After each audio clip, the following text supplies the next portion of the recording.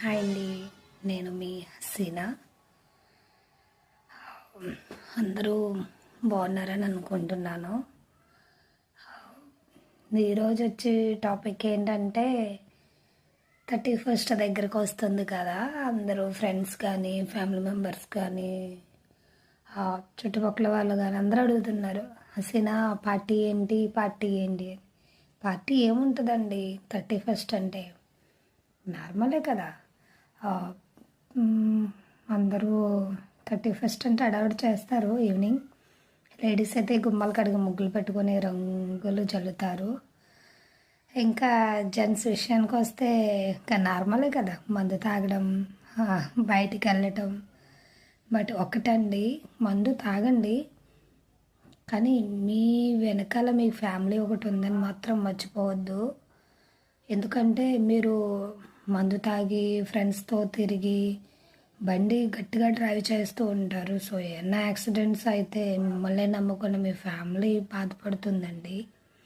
నేను hospital field వల్ల చాలా చూశాను. మాకు ఈ పండుగ 4 రోజులు అసలు హాస్పిటల్ ఖాళీయే ఉండదు. ఎందుకంటే ఏదో ఒక కేసు వస్తూనే ఉంటుంది, యాక్సిడెంట్ కేసెస్. కరెక్ట్గా లంచ్ టైం అయింది, భోజనం చేద్దాం అనేటప్పటికీ హసీనా కేసు వచ్చింది అని. కానీ వాళ్ళ పడి బాధ కన్నా వాళ్ళ వెనకాల ఫ్యామిలీ మెంబర్స్ బాధపడతారు చూడండి, అది చాలా పెద్ద ఇష్యూ. ఇంకా చూడలేమన్నమాట. ఒకళ్ళింట్లో బాధ, ఒకళ్ళింట్లో సంతోషం పండగ అంటే.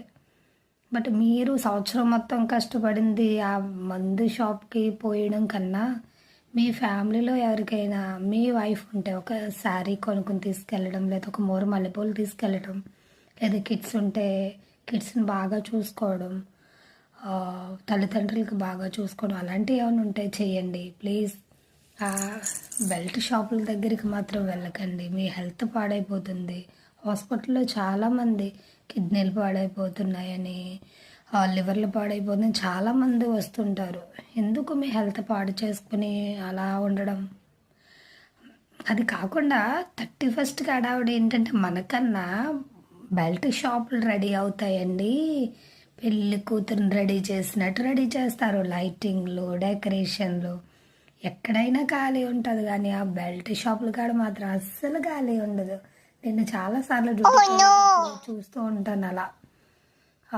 ఏంటంటే బెల్ట్ షాపుల్లో ఎక్కడైనా క్యూ పద్ధతి పాటించరు, కానీ బెల్ట్ షాపుల్లో గంటలు క్యూ పద్ధతి అలా పాటిస్తూనే ఉంటారు.